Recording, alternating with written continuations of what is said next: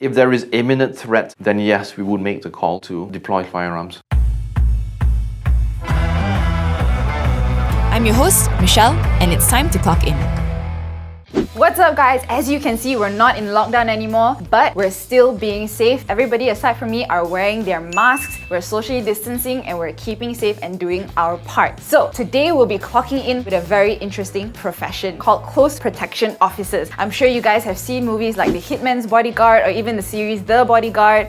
Anyway, we'll be speaking to the MD of Atlas Solutions, Clement. Let's go clock in. Hi there, I'm Clement. I'm Managing Director of Atlas Solutions and I've been doing this for 4 years.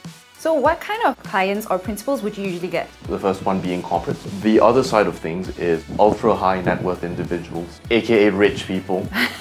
Very rich people. Yeah, well, who ultra rich, right? So we meet with the client and we go through a template of details such as why exactly do you want this protection? Perhaps they may be at risk or maybe they just want to look good.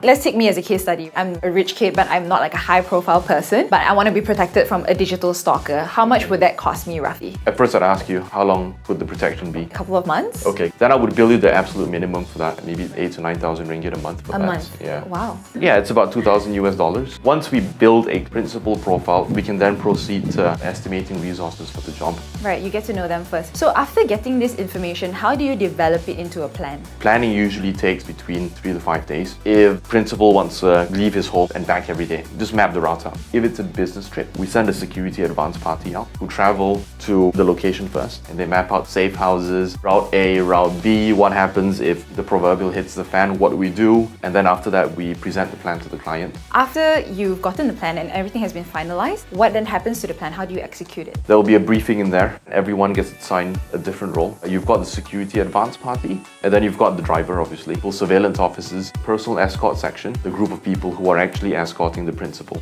Within that, you have got the principal protection officer, right? The person that you see right next to the principal. So I understand in your company, Atlas, you call clients principals. What is the reason behind that? But the difference is a client is a person who pays you the money. A principal is the individual whom you are protecting. So we're just about to conduct a briefing. Why don't you come with us and we'll show you how it's done. Sure.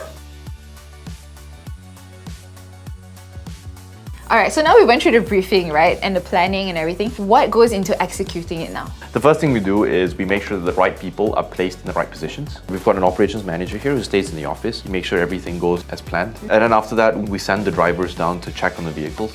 What I'm going to run through right now is an 8-point car check. First thing, which is the environment check. No shady guys standing in a corner or anything like that. We're good. That's when we move to the second step, which is around the car. We look at the fine details outside the external of the car first before we go to internal. Like, front of the grille where you can slide something inside, kind of thing like that. The next one is we look underneath the car. What we do is we get a mirror, we sweep the bottom. If everything is good, then we can move to internal. So the internal, what we're going to start off is we're going to start off with the bonnet. Part of the engine, we check it through and everything, make sure everything's all right, and then we move on to the back of the car. So at the back of the car, some cars got different parts or tools and maybe a spare tire. We need to check all those are still there and everything like that. Now we're done with the back and front, we can go internal of the car. Just open the door, see no one has tampered with anything. Steering wheel is fine, seat is fine, everything works in working order. And then we would check the back of the car also, because that is where usually our client would be. So whatever stuff that's not supposed to be there should be removed or checked out. So now that I've gone through the additional stuff at the back and the interior of the car, we can go on to starting the car up and picking up our client.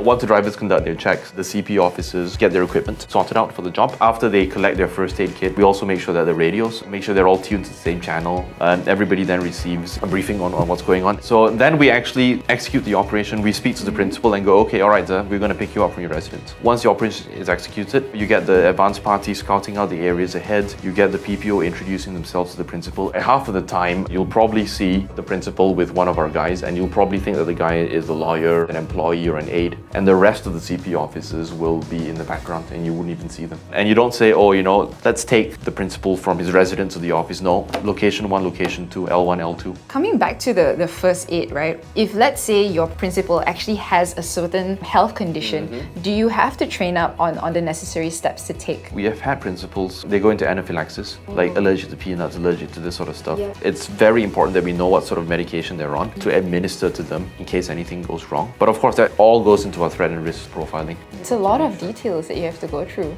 Yeah, it's not as simple as just going open doors. We don't do that. So. Sure. Right. Every CP officer is actually equipped with a personal first aid kit. As a matter of fact, in England, if you want to get your SIA Close Protection Officer license, you need to have a first aid qualification as well as the CP qualification. What about communications? Because you talked about different types of radios, right? What happens if you go to an area that does not have any reception and you're far away from people? Then how do you communicate? We call that a communications black spot. On the off chance that communication is disrupted, we have pre-planned destinations. So if X happens, we meet here at every 20 minutes. Either it's a police station or whether it's like the residence upstairs. But then when you move to location 2, different safe houses. And when you're driving from location 1 to location 2, you need to identify different safe houses within a region. A lot of planning and preparation goes into this that they're not aware. Yeah. They think it's just I'm going to pay 300 ringgit or less and I just want someone to turn up. Lunch break!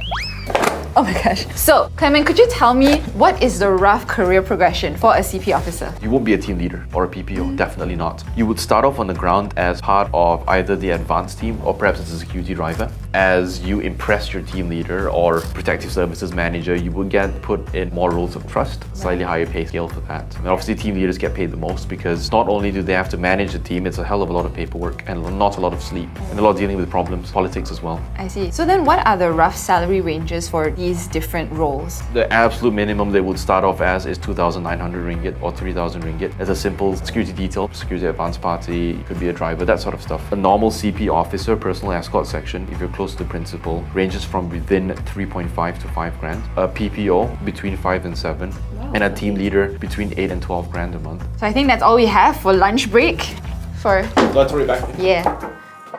So, in what situations would you actually need firearms? If there is imminent threat, then yes, we would make the call to deploy firearms, the license carry and use holders. The last thing we want to do is get into a shootout with gang members. We don't want to do that. I think there's a common misconception, and I think in the show The Bodyguard as well, there's a scene where the principal's being attacked by a sniper. Instead of protecting his principal, he runs towards the threat. Yeah. Right? So if you're a CP officer, your main objective should be to move away from the threat, not towards the threat. Yeah.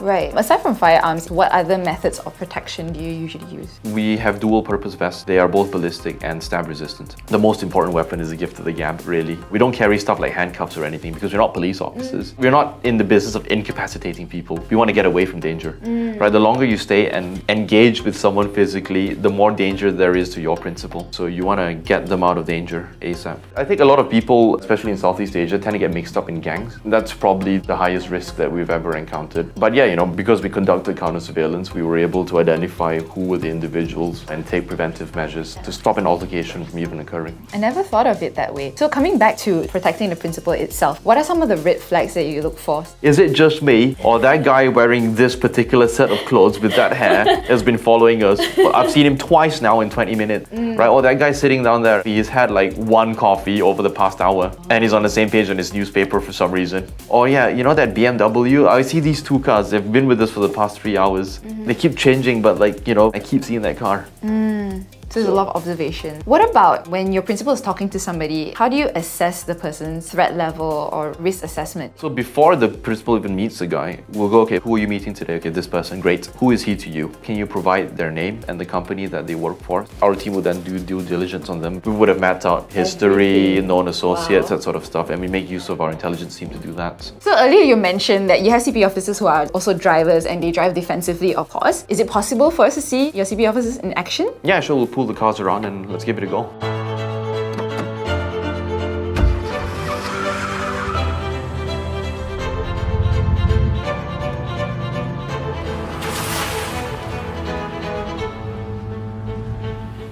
So guys, we were supposed to film outside, but because it rained, we're back in the office. So Clement, could you walk us through what just happened? The first thing you saw was the M-bus and the D-bus drill. So M-busing means the escorting into a vehicle of a principal by our CP officers. When the PPO opens the door, he sort of provides body cover. He does it deliberately just to ensure that nothing gets in the way or nothing tries to go and attack the principal. The second thing that you saw was we reenacted an interception of another vehicle. Car 1 is always the car containing the principal. And you'll notice when the The chase car tried to sort of intercept the first car. Car 2 immediately blocked the path of that chase vehicle, lingered for just a few seconds, and then the second car went after the principal's car. You don't want to stay in an area where you can't get targeted. The third thing we did was a cross-stacking drill. You would have seen two vehicles side by side, and that happens when the lead car fails and you are under threat. So we need to get the principal from car 1 to car 2, and then car 2 can go. What are some of the qualifications or requirements that somebody would need to join Atlas as a CP officer? Yes, in order to answer that question, I think I need to introduce you to our accrediting body, Highfield, and you'll see Highfield as well, right? So these are a UK accrediting agency which recognizes and issues certificates for the SIA course. So we teach, they assess, and they issue certificates. We supply close protection officers, and we also do training to accredit these people up to the standards. To join us as a CP officer, I would probably look at someone who's slightly older, 25, 26, who's got a bit of life experience. Because what you don't want is to have someone who's wet behind the ears, right? But if anyone proved to us that they were mature enough, that they were eager enough to learn, then yeah, we would definitely have them in.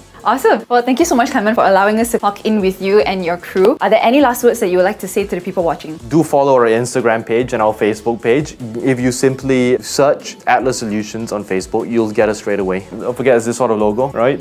If you want to find out more about our services, go to our website. Simply Google Atlas Solutions Malaysia. Thank you very much again for your time. Thank you so much, Clement. All right, cheers. If you like what you see so far, be sure that you're following us on all our social media platforms on Instagram, Facebook, and YouTube. Our handle is We Are Clocking In. And we recently clocked in with a professional clown. And you would think that clowning is all just funny business, but that is not true. So make sure you check the video out. This is Michelle clocking out. Bye!